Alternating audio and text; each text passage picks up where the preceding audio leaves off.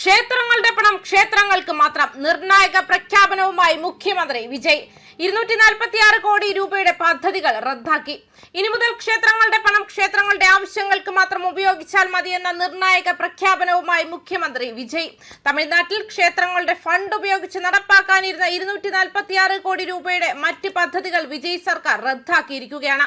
ക്ഷേത്രങ്ങളുടെ വരുമാനം മറ്റ് മേഖലകളിൽ ആഡംബര പദ്ധതികൾക്കോ വാണിജ്യ ആവശ്യങ്ങൾക്കോ ഉപയോഗിക്കാതെ ക്ഷേത്രങ്ങളുടെ വികസനത്തിനും ഭക്തരുടെ അടിസ്ഥാന വികസന പദ്ധതികൾക്കായി ഉപയോഗിക്കും.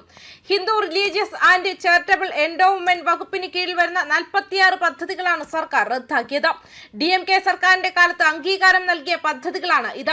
ക്ഷേത്രങ്ങൾക്ക് വൻ ബാധ്യതകൾ ഉണ്ടാക്കുന്ന ഇത്തരം പദ്ധതികൾക്ക് മറ്റ് മേഖലകളിൽ നിന്നും ഫണ്ട് കണ്ടെത്തണമെന്നാണ് വിജയ് സർക്കാർ പറയുന്നത്. എന്നാൽ വിജയ് സർക്കാരിന്റെ തീരുമാനത്തിനെതിരെ ചില പ്രതിപക്ഷ പാർട്ടികൾ രംഗത്തിറങ്ങിയിട്ടുണ്ട്. എന്നാൽ വിജയ് സർക്കാരിന്റെ നിർണായക തീരുമാനത്തിന് അനുകൂലമായ പ്രതികരണമാണ് തമിഴ്നാട്ടിലെങ്ങും ഉയരുന്നത്.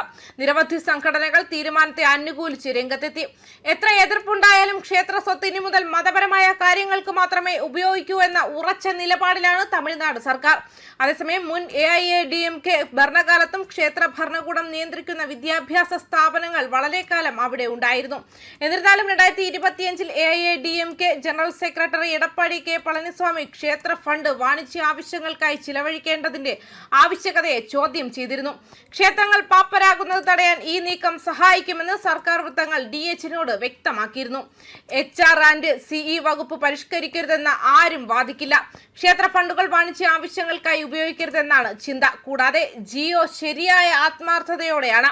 വരും ആഴ്ചകളിലും മാസങ്ങളിലും ഇത്തരം കൂടുതൽ നീക്കങ്ങൾ ഉണ്ടാകുമെന്നും വൃത്തങ്ങൾ പറഞ്ഞു. എന്നിരുന്നാലും വകുപ്പിന് കീഴിൽ പ്രവർത്തിക്കുന്ന സ്കൂളുകളെയും കോളേജുകളെയും ഇത് ബാധിക്കില്ലെന്ന് വൃത്തങ്ങൾ വ്യക്തമാക്കിയിട്ടുണ്ട്. ക്ഷേത്രങ്ങളെ സർക്കാർ നിയന്ത്രണത്തിൽ നിന്നും മോചിപ്പിക്കാൻ പോരാടുന്ന നിരവധി വലതുപക്ഷ സംഘടനകളും പ്രവർത്തകരും ഈ നീക്കത്തെ സ്വാഗതം ചെയ്തിട്ടുണ്ട്. അതേസമയം ക്ഷേത്രങ്ങൾ വ്യക്തികൾക്ക് കൈമാറണമെന്ന് ആഗ്രഹിക്കുന്ന BJPയുടെ ആശയങ്ങൾ TVK സർക്കാർ നടപ്പിലാക്കുന്നുണ്ടോ എന്ന് പലരും അറിയാൻ ശ്രമിക്കുകയും ചെയ്യുന്നുണ്ട്. ക്ഷേത്രങ്ങളുടെ ഭരണത്തിൽ സുതാര്യത കൊണ്ടുവരുന്നതിനായി DMK സർക്കാർ നിരവധി നടപടികൾ സ്വീകരിച്ചു. രേഖകൾ ഓൺലൈനായി അപ്ലോഡ് ചെയ്തും കയ്യേറ്റം ചെയ്യപ്പെട്ട ആയിരക്കണക്കിന് ഏക്കർ ക്ഷേത്രഭൂമി തിരിച്ചു പിടിച്ചു. അതേസമയം MK സ്റ്റാലിൻ ഭരണകൂടത്തിന് കീഴിലുള്ള തമിഴ്നാടിന്റെ സാമ്പത്തിക സ്ഥിതിയെക്കുറിച്ചുള്ള TVK സർക്കാരിന്റെ ധവളപത്രം കോപ്പിയടിയെന്ന് DMK ആരോപിക്കുകയും ചെയ്തിരുന്നു.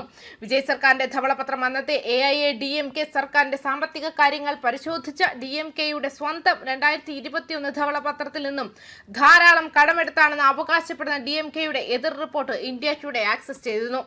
ഫോറൻസിക് താരതമ്യം 8 വിഭാഗത്തിലുള്ള വാചക ഘടനാപരമായ പകർപ്പുകളെ താരതമ്യം ചെയ്യുന്നു. DMK റിപ്പോർട്ട് പറയുന്നു. കഴിഞ്ഞ ആഴ്ച DVK സർക്കാർ ഒരു ധവളപത്രം പുറത്തിറക്കി. തമിഴ്നാടിന്റെ മൊത്തത്തിലുള്ള സാമ്പത്തിക ബാധ്യതകൾ ഏകദേശം 13.18 ലക്ഷം കോടി രൂപയായി ഉയർന്നതായും കഴിഞ്ഞ 5 വർഷത്തിനിടെ സംസ്ഥാനത്തിന്റെ കുടിശ്ശിക നേരിട്ടുള്ള കടം ഏകദേശം ഇരട്ടിയായി 10 ലക്ഷം കോടി രൂപയായി വർദ്ധിച്ചതായും അവകാശപ്പെട്ടു. സർക്കാരിന്റെ ഈ തീരുമാനത്തിനെതിരെ പ്രതിപക്ഷം ശക്തമായി രംഗത്തെത്തിയിട്ടുണ്ട്. വിവാഹ മണ്ഡപങ്ങളും വാണിജ്യ സമുച്ചയങ്ങളും നിർമ്മിക്കുന്നത് ക്ഷേത്രങ്ങൾക്ക് ഭാവിയിൽ സ്ഥിരമായ വരുമാനം ഉറപ്പാക്കുമെന്നും സാധാരണക്കാർക്ക് കുറഞ്ഞ ചിലവിൽ വിവാഹങ്ങൾ നടത്താൻ ഇത് ഉപകരിക്കുമെന്നുമാണ് പ്രതിപക്ഷത്തിന്റെ വാദം. എന്നാൽ ക്ഷേത്ര സ്വത്തുക്കൾ മതപരമായ ആവശ്യങ്ങൾക്ക് മാത്രമേ ഉപയോഗിക്കാവൂ എന്ന നിലപാടിൽ ഉറച്ചു നിൽക്കുകയാണ് വിജയ് സർക്കാർ. ക്ഷേത്രങ്ങളുടെ അടിസ്ഥാന സൗകര്യങ്ങൾ വികസിപ്പിക്കുന്നതിനുള്ള പുതിയ പദ്ധതികൾ ഉടൻ പ്രഖ്യാപിക്കുമെന്നും സർക്കാർ വൃത്തങ്ങൾ അറിയിച്ചിട്ടുമുണ്ട്. ന്യൂസ് ഡെസ്ക് കർമ്മ ന്യൂസ്.